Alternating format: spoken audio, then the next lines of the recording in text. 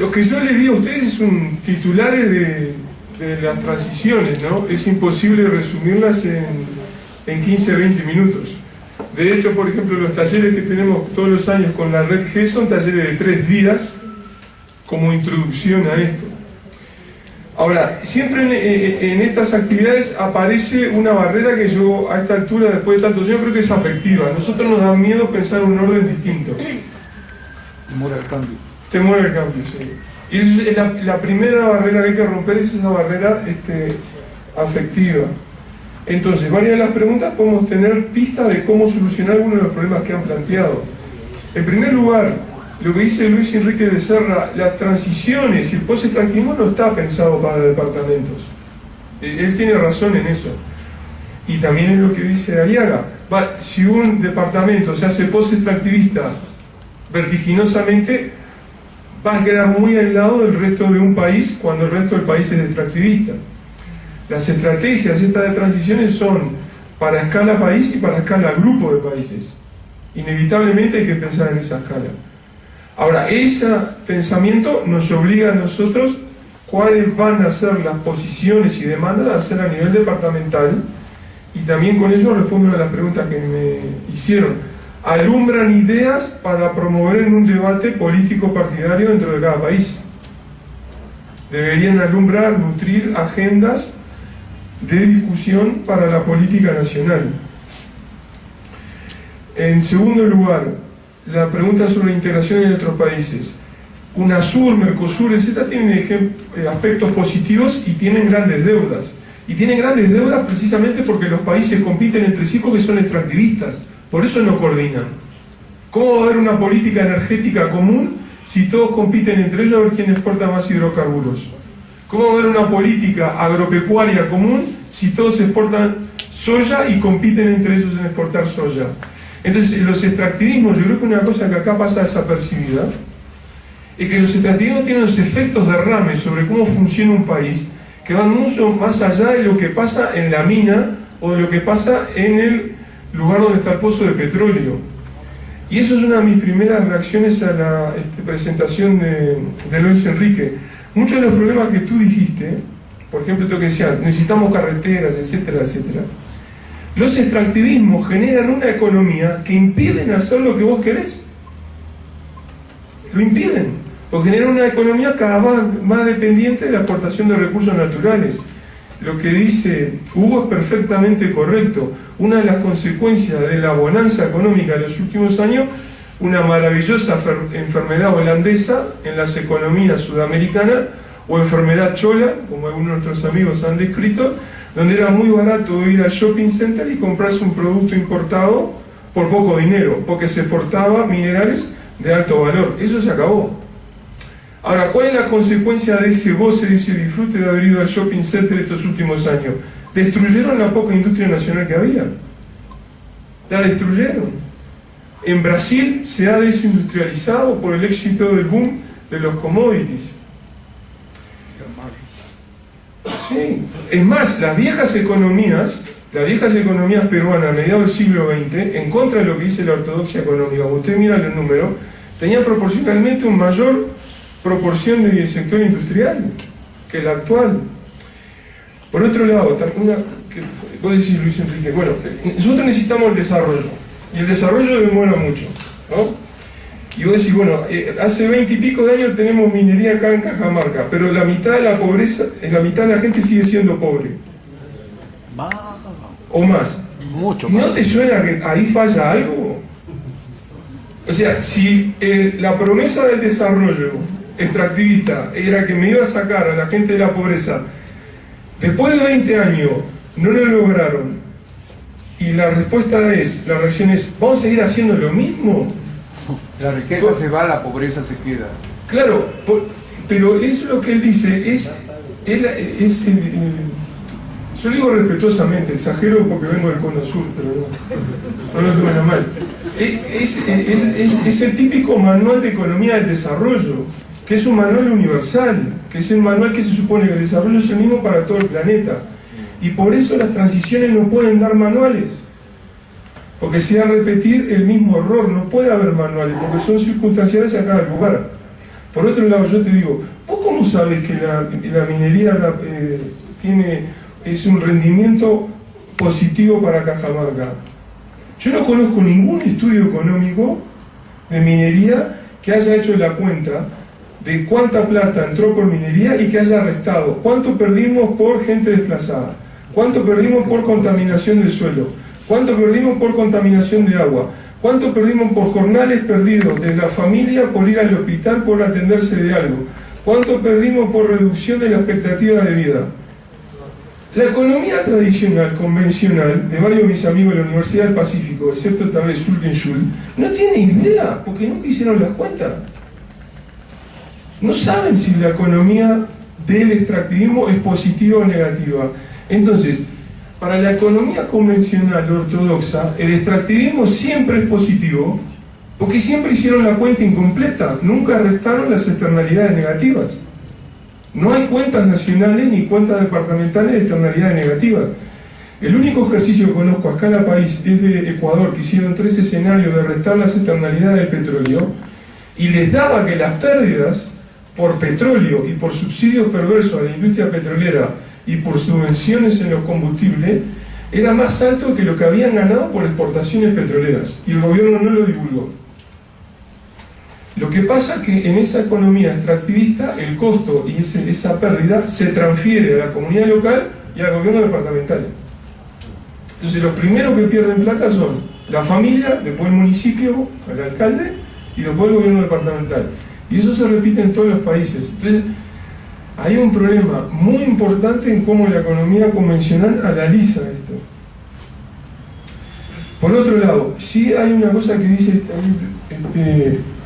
Luis Enrique, que tiene razón. ¿Qué pasa si la mayor parte de la gente quiere ser extractivista? Bueno, yo creo que la mayor parte de la gente está mal, está equivocada, y eso no impide que yo siga tratando de convencerlos de que no sean extractivistas. No anula mi misión de militancia o mi convencimiento de que eso es malo. Pero por otro lado, aún aquellos que quieran ser extractivistas y que no ven a la naturaleza en sí, sino que ven ahí una determinada cantidad de dinero que puede ser convertida y rentabilizada, aún ellos tendrían que analizar y hacer cuentas a futuro que la propia base ecológica de su negocio va a llegar a un final. Es un negocio insustentable. Son economías de enclave que están unos años en un sitio y después se mueven a otro sitio. Y ahí mi preocupación, y por qué la surgencia de los extractivismos, porque yo comparto lo que dice Hugo, de por ejemplo alternativas agroalimentarias o de turismo, etc. Pero una advertencia es: si el extractivismo sigue este ritmo, las amputaciones ecológicas que te van a dejar va a reducir tus posibilidades de tener un sector agropecuario y un sector turístico potente, porque te vas a tener problemas con las fuentes de agua, vas a tener problemas de infraestructura, etc. Y no conozco turismo para ir a visitar Tajos, no hay. Entonces esto es la urgencia de analizar transiciones post-extractivistas, porque cada día que tenemos más extractivismo depredador es un día que perdemos para salir, pero además nos queda menor stock natural, menores capacidades de reconversión ecológica, de restauración ambiental, y además nos queda más deteriorado el entramado político. Me entusiasmé un poco, perdón. Creo que contesté a todo. Ah, sí, la política para Perú. Bueno, yo no soy quien para decirle a los peruanos lo que tienen que hacer. Me resisto totalmente a eso. Lo único que les puedo decir es que lo que yo veo en los otros países, que los éxitos en este tipo de tarea es cuando las organizaciones ciudadanas coordinan.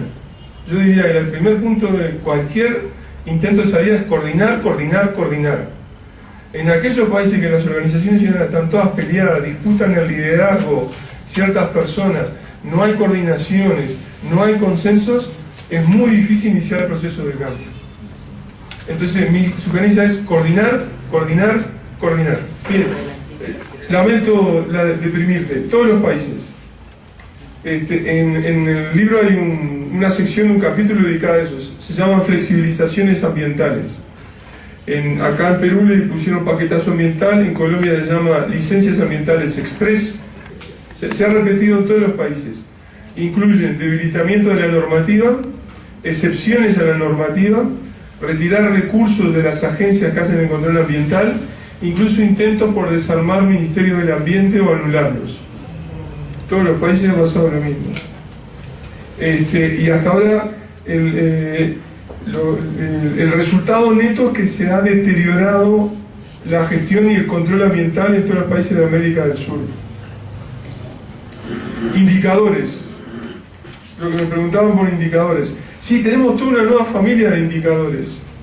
También hay en el libro un capítulo 2 dedicado a ese tema. Por ejemplo, tenemos indicadores físicos de la balanza comercial, que en vez de calcular lo que se exporta, lo que se importa en dólares, se calcula en toneladas. Ahí en el libro hay una gráfica muy impactante de la balanza física comercial de América Latina de 1970 al 2008, 2010, que dio negativa en todos los años y crecientemente negativa, si la memoria no me falla, hasta alcanzar 700 millones de toneladas de pérdida neta de recursos por año. O sea, lo que nosotros importamos y recibimos en materia, en alimentos, en energéticos, etc., y en relación a lo que exportamos, siempre terminamos con un saldo neto negativo. Hay ejercicios más elaborados donde a la balanza física se le incorpora la mochila ecológica. Por ejemplo, cuando ustedes se llevan una tonelada de cobre, en promedio quedan 340 toneladas de árido, residuo, etc. Entonces, cuando se hace la balanza física corregida, está hecho por ejemplo para Chile, y ustedes ponen el mineral que exportaron más todo el desecho perdido, la cifra de pérdida neta de patrimonio, dicho en términos económicos, del stock ecológico, es brutal. Es brutal.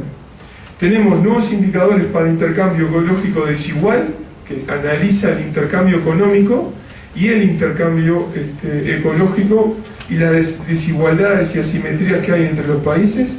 Tenemos indicadores para la intensidad energética y la intensidad en materia. Por ejemplo, una cosa preocupante que muestran los indicadores es que en general los países industrializados ven con buenos ojos que un cierto tipo de industria quede en los países del sur, por ejemplo la industria del aluminio, producir aluminio, sintetizar aluminio y hacer manufactura de aluminio. ¿Por qué? Porque la intensidad energética es enorme. Entonces un país industrializado nunca invertiría tanta energía en procesar el aluminio. Entonces cuando Brasil exporta aluminio, de verdad lo que está importando es energía barata. Pregunta para despertarlos: ¿de dónde viene la energía barata? De las represas que ellos están dispuestos a hacer con todo su impacto ambiental y social, subvencionadas por el Estado. Entonces Brasil, cuando está exportando en marcos de ventanas de aluminio, realmente hay más que bauxita, es energía. Entonces sabemos que hay un trasvase físico energético enorme. E incluso ahora hay nuevos indicadores de el intercambio en agua. Por ejemplo, nosotros en el Cono Sur exportamos soya, el frijol de soya.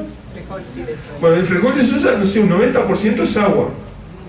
Entonces yo puedo calcular de los millones de toneladas que exportamos del polotito, del frijol, cuánta agua va a ir de vida que nunca vuelve. Y tenemos cuenta de asimetría en la balanza comercial de agua, especialmente con China y con la Unión Europea. Agua virtual. Agua virtual, sí. Entonces, toda esta nueva familia de indicadores indica una situación catastrófica para los países de América del Sur. Es una expoliación al ritmo vertiginoso de todo su patrimonio natural. De todo su patrimonio natural. Es terrible. Que hay relaciones de poder, sin duda que hay relaciones de poder. Hay relaciones de poder más claras, más visibles, presiones que hacen las empresas, exigencias de las empresas que dicen que la tramitología, que es una nueva palabra creada en Perú, es mala, presiones de sectores políticos, presiones de sectores sociales que quieren consumir. Pero además de ese análisis de poder clásico, yo quiero llamarles la atención de que hay un trasfondo cultural muy arraigado en nuestra cultura de que vemos normal ser extractivistas y tener un cierto tipo de consumo. Y lo vemos normal. Entonces es más profundo y por eso más difícil de cambiar, es prepolítico. Entonces usted preguntaba por lo político, está todo bien con lo político, pero lo político partidario no va a solucionar el tema, porque la experiencia de los gobiernos progresistas es que todos se volvieron extractivistas. Entonces hay una necesaria discusión sobre una transformación cultural que es importante, porque también esas raíces culturales son las que impiden pensar alternativas y generan fatalismo. Bueno, no podemos cambiar nada, estamos fritos, tenemos que decir así. Entonces hay que romper esas barreras culturales. Y el mercado interno, lo que dice Hugo, es fundamental, sí. Los mercados internos nuestros son muy locos, muy distorsionados. Por ejemplo, ustedes exportan minerales, o nosotros exportamos soya a China para después comprar autos chinos. Tengo una estudiante que hizo un análisis de la balanza de intercambio comercial en unidades de soya y en unidades de autos, de automóviles, entre Uruguay y China. Entonces calculaba cada año cuántas toneladas había que exportar de soya para comprar una tonelada promedio de automóvil chino. Y cada vez es más desigual. Cada vez tengo que mandar más toneladas de soya para tener los dólares para comprarme una tonelada de auto chino. Y eso pasa desapercibido. Bueno, eso hay que romperlo. Yo creo que la receta no es volver a los mercados internos protegidos de los años 50, 40, no. Pero sí me parece que hay un aprendizaje muy importante de hacer cadenas industriales compartidas entre los países. Ahí tenemos un gran déficit y un gran debe de Brasil respecto a sus países vecinos. Porque Brasil sí hace comercio con los países vecinos. Pero entonces usted le manda manteca a Brasil y le tiene que comprar ya el automóvil entero hecho solo en Brasil. ¿Por qué no hacer un automóvil compartido entre varios países de la región? Eso es lo que obliga a políticas industriales comunes. Por eso las agendas post-extractivas obligan a repensar la integración. Vamos a necesitar minería, por ejemplo, para hacer un automóvil de la comunidad andina, para tener los metales del chasis, del motor, etc. Pero ya no vamos a importar más automóviles de China. Ese es un poco el sentido de la...